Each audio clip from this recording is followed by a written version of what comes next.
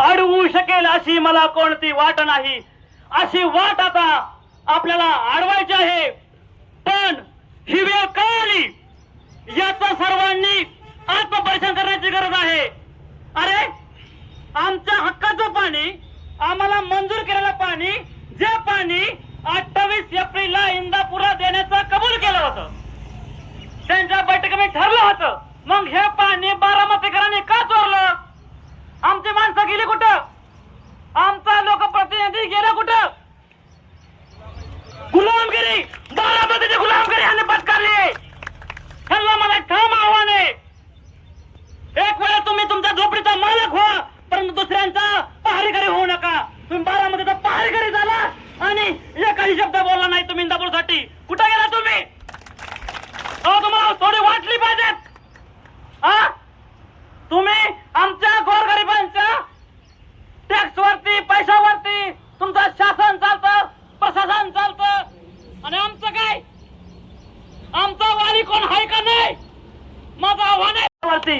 आपण लोकशाहीमध्ये राजा निवांत झोपला.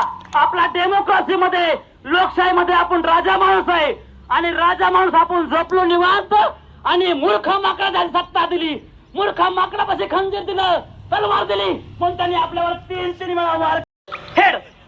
आता काल डाळ आपल्यापाशी पाणी आलं, त्या खंदारे मॅडम तिकडे 42ला सोडलं आणि काय म्हणलं की आमचं पाण्याचं इथं जो बळी जाईल त्याला सर्वस्वी कारणीभूत देशमुख साहेब असतील हे मी जाहीरपणे सांगतो आणि थांबतो.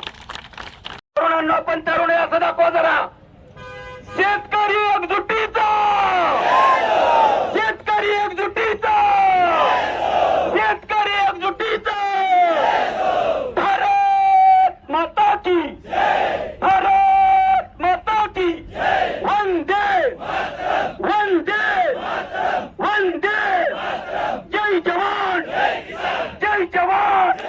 अरे पाणी आमच्या हक्काचं, अरे पाणी आमच्या हक्काचं, अरे पाणी आमच्या हक्काचं.